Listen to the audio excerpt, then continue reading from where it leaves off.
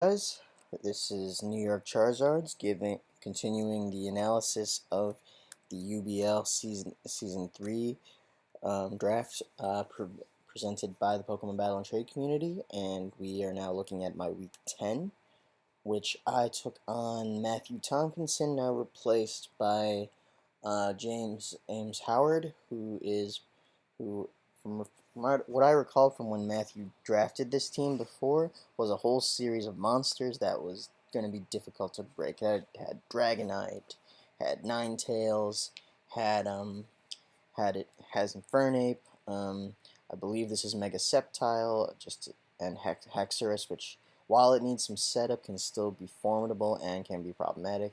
Support Swampert, and Skuntank. Why did he bring Skunk Tank? Well, I probably for some probably for some for use of Sucker Punch or Flamethrower or Defog. Okay, so yeah, he's got some use. Looking at his draft, I know he made some changes. Trade with the Phoenix Inferno, who was previously the German Metachamps, which was Lauren. So a lot of their teams are uh, now contain members of the others. So looks like he has Heliolisk. Oh, he got. I guess he traded away his Mega Sceptile. Dang. He's got my fortress now. Good. It's found a better home. He's got Ariados. Got Quagsire. Huh. He got Quagsire from Edwin. Cresselia got from somewhere. Anyways, that's now. This is then. So retro analysis. We are looking at.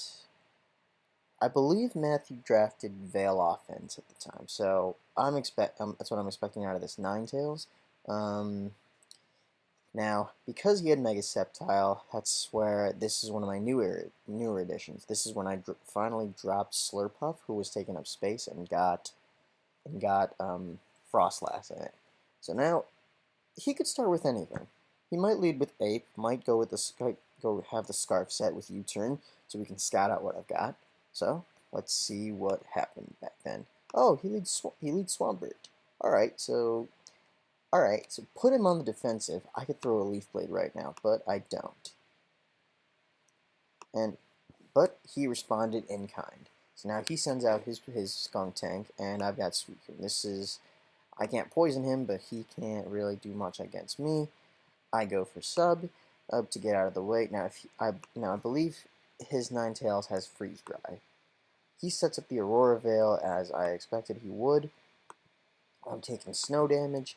He's probably going to use Blizzard. Oh, he uses Freeze Dry, which cleans Suicune right up. Oh, but he has a Life Orb. He's not a light play, which means this Veil will not last 8 turns. It will go.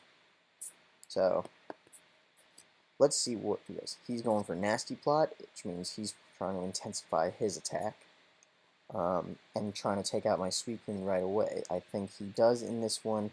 Oh, he chips, but I believe I win this battle of attrition because Toxic cleans him up.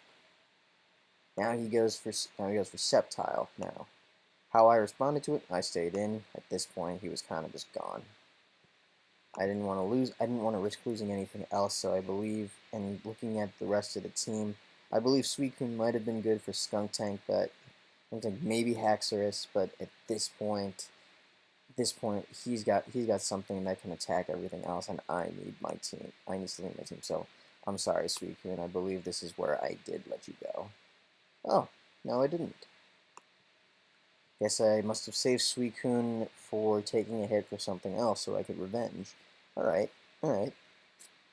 So now my Frostlass here fires an Ice Beam, takes advantage of the Grass Dragon, and cleans out his Mega too. So now I've got a 6-4 lead, but of course nothing is ever that simple.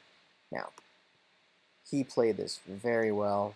He knew I'd have to get out of there because there is no way I would have gotten rid of that very fast Sceptile unless I was a Scarf. So, props to you, James. That was a very, very well planned move. And I lost that one. Now Dragalga's in, so now he can't poison me, but now he has to send his Skunk Tank back in. and how he responds, he throws Stealth Rocks. I go for Rock Polish. He goes for the Icy Wind. Dang, he's really on his game, and his bulk plus the Icy Wind.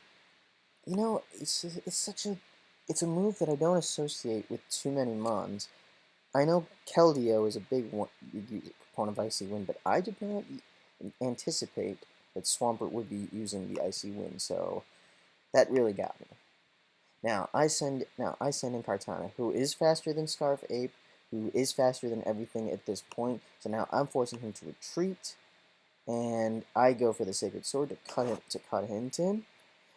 And I fall back because now I'm anticipating a Flamethrower, and I'm very much right.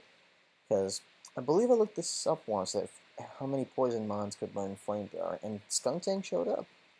An interesting gimmick to be sure, especially since Poison, prior to Gen 7, didn't have many reliable fire spammers. I mean, we had Nidoking and Nidoqueen, and Weezing can throw fire. Crobat can throw fire if you need to, but not many can learn Flamethrower. So yeah, interesting there. Now, I throw another Draco. He takes out. I believe he's bulk, so he's not. So he goes for the Icy Wind. Not that it makes much of a difference. I'll just throw another Draco. Takes him down. Now, here's where my loss of Draco Steam is gonna bite me. So now he takes the advantage to dance up. I send in Kartana, and I go Sacred Sword. That crit is going to make a big difference. Now I Sacred Sword again, and think trying to kill the Haxorus. And again with the Pursuit Traps. I never liked them then, I didn't like them now. The Pursuit Trap really just gets me here. Now he has Pursuit, he has Flamethrower. I'm sure he has Sucker Punch, but at this point that's my best option because I need to get. I don't have anything that can clear rocks, so I need to. So my last hope is to dance up. So I Dragon Dance up, and I attack, and there goes that one. Now, if he had gone Infernape, I might have been in some kind of trouble. I still might be, though. We'll see. And, okay, he used Endeavor. Why did he do that? Or, not Endeavor, I'm reading that wrong. He used Close Combat.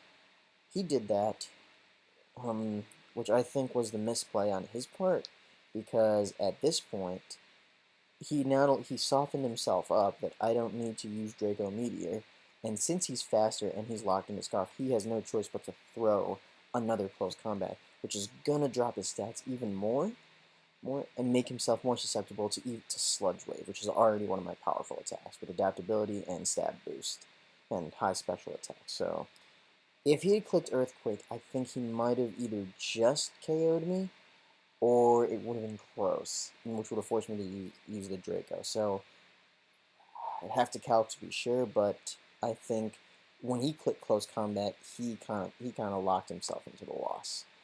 But it was still a good game. It was down to 1-0, and the Rocky Helmet. Oh, I switched to Rocky Helmet that week, and Sludge Wave cleans him out, and that's that.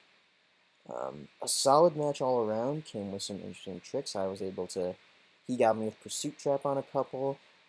I threw the Ice Beam that took out his major sweeper. He kept Infernape at the ready. His Swampert was definitely a surprise to chip me in, but Dragalge was one of the heroes in this draft, and King is really done his due diligence in the times that I have brought him. So Dragalge, hats off. And that's week 10. GG to James.